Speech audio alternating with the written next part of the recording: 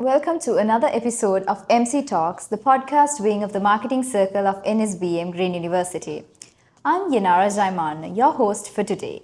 So, joining us today, we have a key figure in the Sri Lankan cafe industry, and that is the CEO of Barista, Mr. Dilupa Pathirana. Welcome to our episode, Mr. Dilupa. Thank you, Yenara. Thank you for having me. Okay, so to begin with, Mr. Dilupa, I would like to ask you a basic question like, can you tell about your corporate journey? Okay, I was a student of university. I was studying marketing, so I started my career as a trade marketing assistant at Unilever. That was my university intern. And after that, I joined Sri Lanka Insurance as a brand executive. And there I worked about a year or so. And then Asian Alliance Insurance as a brand and channel development manager. Then I joined Rich Life Dairies, which is an FMCG company. I worked there before I got selected to Lion Brewery as a brand and activation manager there. I worked at Lion for about 4.5 to 5 years. In 2016, I got a chance to join the Ceylon Hotel Corporation on their new mission of opening QSR, Sri Lankan QSR hotel chain or restaurant chain. And I joined there as the head of marketing, and I moved up to head of marketing and operations there. And then in 2018, I joined Barista as a general manager. And from 2018 to today, I'm here. Oh, that's a nice journey, I would say. Yes, actually, as a marketing person or somebody who pursue a career in marketing, I think I have been in all the positions of a marketing person could handle, like from assistant to brand executive to assistant brand manager to brand manager to category manager to marketing manager. List goes on. Okay. Okay, so Mr. Dilupa, do you think a degree is needed to lead to a good career or to run your own business? Okay, see, the honest answer from me is it's an absolute necessity. But don't get me wrong when I say that, because I think what is more important is the structured education.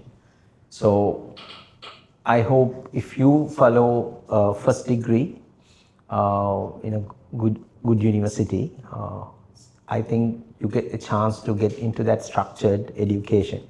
Maybe the government university or private university, it could be your master's or PhD, but what is more important is the structured education.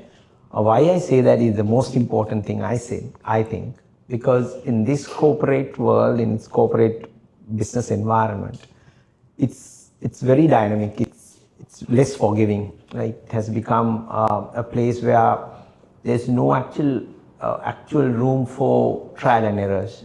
So when you have a great foundation of education, what happens to you is that your lot of what ifs get answered, maybes are cleared. So your guesswork is little, so that you don't have to do that trial and error, because there's no actually time for anybody to now come to the corporate world and do trial and error, because it's very dynamic, and chances of that you miss the train of your guesswork as a result of your guesswork would be much higher.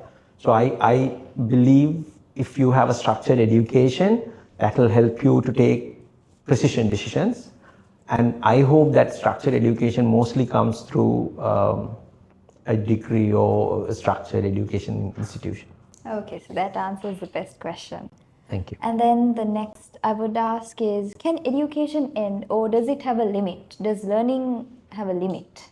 No, not really. I don't believe learning has a limit. It's an ongoing process. That is why there's a quote also, a very famous one, saying education is from womb to tomb.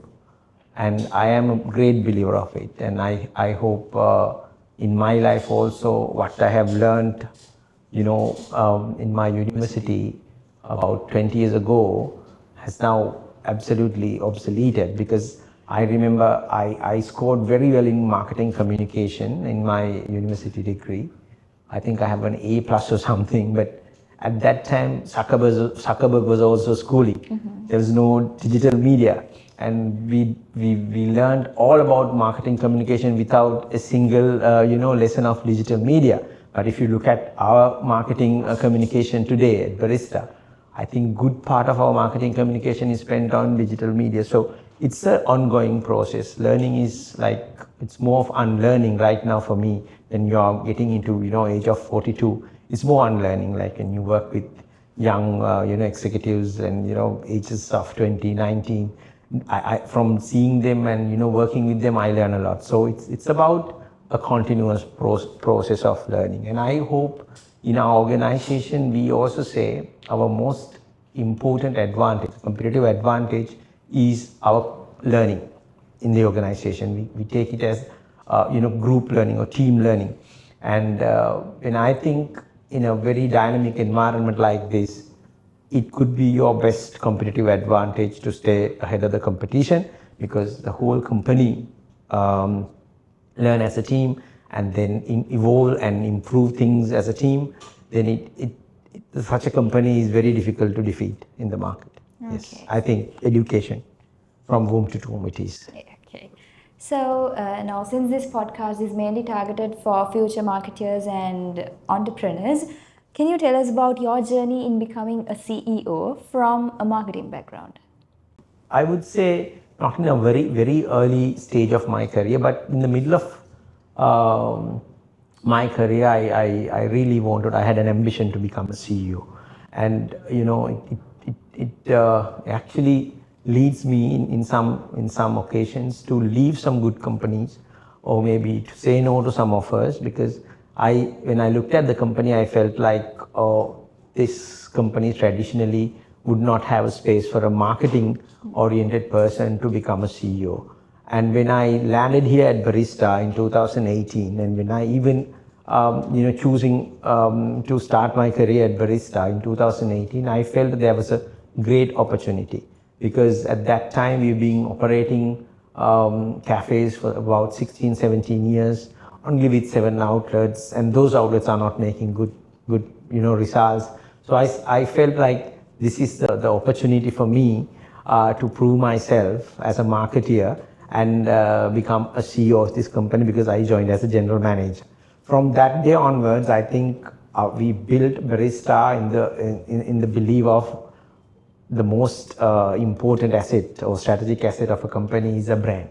So I got my team to believe in it, and we got that brand in all, branding and marketing in all center in the all decision making.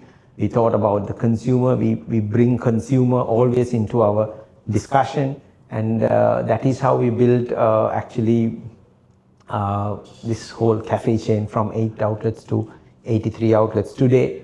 And still I believe, those days I used to believe brand is the most important strategic asset of an organization. Now I'm the CEO of Barista for about almost 5 years now, and now I'm convinced that brand is the most important strategic asset of an organization. Okay, so Mr. Dilupa, one key point I've noticed is the fact that Barista is running out of niche marketing strategies. Do you think this would help diversify into new customer markets? Yes, it indeed did, because going out from niche market was a very deliberate decision, because Barista was operating in Sri Lanka for almost 17 years, but we couldn't make a big impact in the industry. So we decided to make, we have to generalize coffee. So we decided that with a lot of effort and a lot of strategic decisions that we took to get out of this Colombo and connoisseurs and getting into suburbs and technically even right now you can call it to rural areas of Sri Lanka, because we operate 84 outlets now in 15 districts of Sri Lanka. The strategy was based on 3 pillars. One was affordability, and then accessibility, and then brand equity. And of course, what we wanted to do was to give people more reasons to come to a cafe, not only for coffee, but for connections, but for socializing, but to do their work also in cafe, to find a space for them to rewind and, sometimes recharge and sometimes connect with people or reconnect with themselves. So by giving a lot of reasons for people to come to cafes, actually that is what fuels the whole cafe culture here in Sri Lanka. And that's what allowed so many other cafes also to operate in Sri Lanka. So the industry, if you say, grew, I think, at least by tenfold with that decision. And I am very happy that most of the other cafes who was also believing in that niche marketing approach is now slowly trying to believe in this mass marketing approach. Okay. So, Mr. Dilupa, what has been the biggest challenge you faced as CEO, and how did it shape your leadership style? Okay, so far in my career, the biggest challenge, I think it was COVID. COVID was very different from all the other challenges because it actually it attacked the core of our business. Because cafes are all about social connection, but if you remember, COVID calls for social distancing, right? So it really affected, or it really attacked the core of our business, social connection. And also it actually, the uncertainty that was there during that time was the most difficult thing to handle. For an example, it affected the whole ecosystem of business for the employees, customers, supply chain, investors. Everybody was affected. It left nobody. It attacked everything in the business. So that uncertainty and that vulnerability and the no clear ending to that whole situation was the biggest challenge that I faced. And as a leader, what I really also understood was it was more showing up. Even without you don't know what's the outcome. At those days, it's just to be, for my team to be clear about that your boss or your leader is also in the game with them in the same boat. And in fact, I used to say to my team, if you can't run, you have to walk. If you can't walk, you have to crawl. But you have to make sure that you move forward and you're moving forward to the right direction. That was the only thing that I could say to them, and I have to, do that in practice also. And I used to, have chat with them like every day. Like there's a very limited team that we had to run the operation. We came down from 15 outlets to 2 outlet operations. So every day I have to come, because my vehicle was one of the permitted vehicle. So I have to bring about 5 people to work and take 5 people. So in my calendar in 2020, I have 72 days. I have come to work without a leave. Like technically every day I had to come. So I was saying, like, if you're going through hell, there's no point of staying. So it just keep moving. So that was the most difficult situation, to be honest, because it challenges all conventional thinking about business, about the business models, about how we engineer our menus. So it questions everything of your business. And the good thing about COVID for us also, I personally believe COVID was the turning point of Barista. Because when I entered 2018, there were some good cafes. They had some benefits over us. They had some advantages over us. But what COVID did was they took everybody in the same line. And thereafter, the people who are more vigilant, more knowledgeable, more education and about strategies, more resistant, got the opportunity to take the lead. So that was, I also think it was the turning point of Barista also. We took right decision. We had people with good knowledge and we were resilient and we got the advantage. Okay, so it all depends on the leadership as well. And the team also. Yes. Okay, so the world is being more digitalized, I would say. What are the digital marketing strategies that Barista use to gain sales? Yeah, I think I earlier mentioned also, digital marketing is, we take it very, very seriously. In fact, it's about 60 to 70% of our marketing budget is now allocated for digital marketing and strategies that goes with it. If you talk about strategies, I always say content creation is the crown of the strategy, because we need to create good content. We need to create content that educate our customers, engage with them, and even the content that they really like to spend some time with. So that content creation is very serious. We do it with a lot of people, resources around us.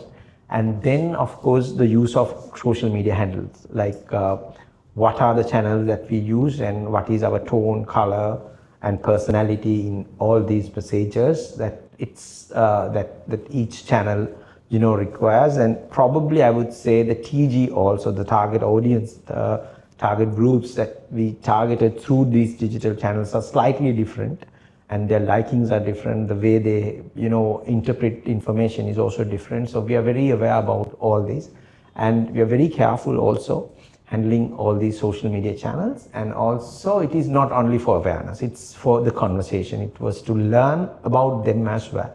So every time we put out content on social media handles, we also learn the behavior of the consumer as well. So it's a learning two-way, communication two-way.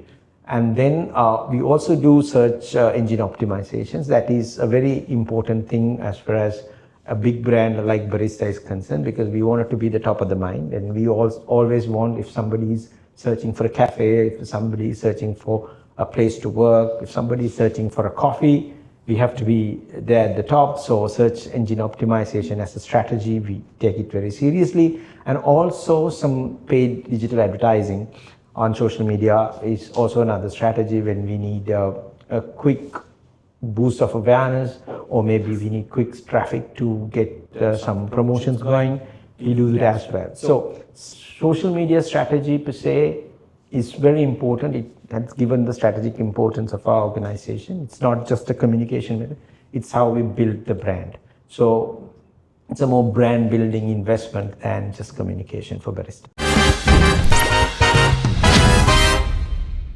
So we will be moving on to the rapid fire segment, which is a fun segment. Mr. Dilupa, what is your personal favorite at Barista? Pearl sambal and baby shrimp sandwich. Very nice. Okay, that's nice. So where would be the next Barista outlet, and what's the reason for you to open it there? Next one will be in Polonna Road. It's Thursday we are opening because Polonna Road doesn't have great coffee. So if Barista was a brand personality, how would you describe it in 3 words? I would say confident, young and aspirational. If you had to describe Barista's target audience in 1 sentence, how would you describe them? Same, confident, young and aspirational. So moving back on, Mr. Dilupa, tell us how we are trying to improve the consumer proximity with your brand with partnerships and other collaborations such as the Nadagama feature at Nuvarelia, and why do you think our collaborations and sponsorships important in a marketing context? It is very important in marketing context because that actually shapes the brand and the image of the brand and the brand feel.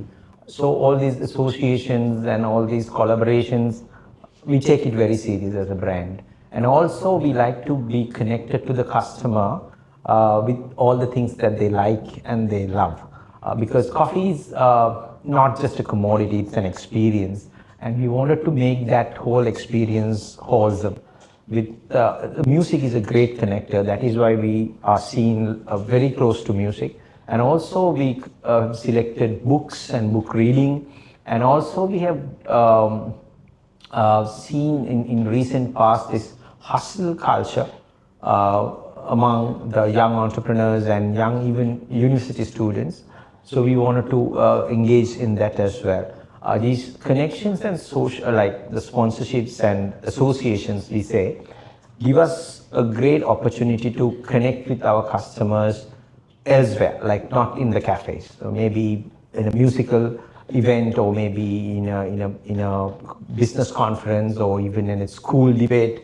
So we go and connect with them, and that gives us the opportunity to create more memories and more stories about branding. So if you're building a brand, I think the positive and meaningful brand associations are very important, and that carries a lot of weight. Okay, so Mr. Dilupa, cafe culture in Sri Lanka has grown a lot in the last few years, I would say. So, how does barista stay relevant in such a competitive market? Okay, that is a very important question and a very deep question also. It's a question that we ask every day from us. But my answer is always simple, and my team understands that also. That is, we should be the cafe that needs to be very close to our customers. And in fact, now we have 84 outlets operating in Sri Lanka, and we have about 30,000 people coming into our cafes. So we have so much of information inside, just that we need to really dig down and understand who really our customer is and what he really needs. So we do a lot of analysis and research to understand that who comes to our outlets, when they come, what they buy, with whom they come to our cafes, where do they go and sit, what is the best ambient that they like to have in our cafes, what is the right level of lighting, where do they like to park the vehicle, how long each customer is going to stay, even things like what they prefer to order with a cappuccino versus an Americano. And there are a lot of information right now inside in the system. So we wanted to study that so deeply so that we understand them better.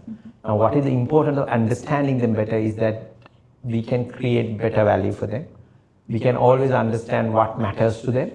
And also, when you have so much of understanding about the customer, you can also anticipate their next move, which is absolutely important in marketing. And I think over the last couple of years, we have also understood the importance of this.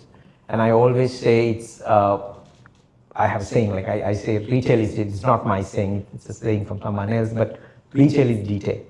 And it's always in that small data that we miss has the magic in it. So we are very concerned about it. We are still searching what that exact information we wanted to shape the business for the next couple of years. And if you really don't do that, I think somebody else will take it. So we don't want somebody else to take it, that advantage and run. So we wanted to do it for ourselves. Okay, so Mr. Dilupa, this is going to be the question before the last. From a marketing perspective, what do you think makes customers emotionally connected with a brand? I think what really connects the customer to a brand is the authenticity and the consistency of it. Okay. Right? So it's about how much genuine effort a brand takes to deliver what it promised to the customer, and that is a deep thing. Like it's not about sometimes about the quality of your products or even the quality of your service. It's about how that brand makes the consumer feel, right? Which is very emotional. Like that is why you ask, like how you connect with the customer emotionally. So that always brings out the customer's emotions to the brand, which is a very important thing in branding, because if you have only customers, then probably they will be gone if somebody else issues you something better. But if you have brand advocates, where they will stand with you for a long period of time, they will stand with you in rain and shine. So that is a kind of a marketeer's dream, to have advocates for the brand. Now, for you to do that, they should really need to see that this brand is working so hard to add real value to them. And that effort is authentic and that effort is consistent, which is what Barista is trying to do. And now that it connects to our vision says Sri Lankans should not compromise a great coffee experience. Because as Sri Lankans, we have compromised a lot of things. We have compromised best education, best transportation, best entertainment, best medicine. But at least now you are the market leader and you are in control of coffee experience in Sri Lanka. I tell my team every single day that we are in charge of this. So at least Sri Lankans should not compromise on their great coffee experience.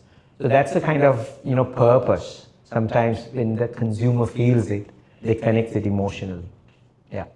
Okay, so finally, Mr. Dilupa, do you have any advice to give to the marketing students or the younger generation? So student like you. Yes. Okay. I always have one advice, and I have been telling this in so many discussions, or every time I have a chance to talk to university students, I get plenty now. I always say you have to study marketing thoroughly and very seriously. Why I say that, most of the people think marketing is common sense. Marketing is a subject that you can learn on the go. I completely disagree with that.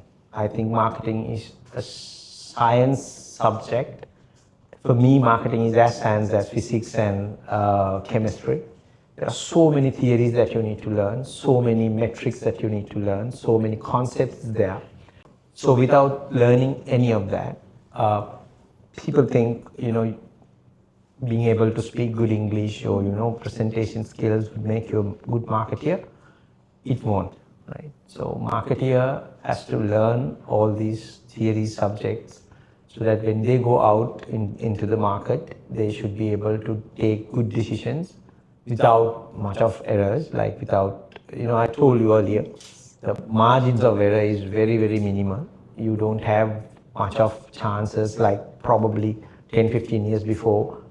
In my era, we used to make mistakes, but now a simple mistake on your marketing campaign on social media can really fire you and put your company also in trouble. So what I say is it's a science subject. You learn it properly, and then you go out and execute it to get the best results. So first 4-5 years, a lot of learning. Okay, so finally, now we've reached the end of today's podcast, and I would like to express my sincere gratitude to Mr. Dilupa for accepting our invitation and graciously coming here for the podcast. And also, all the viewers out there, thank you so much for watching our episode. This is MC Talks.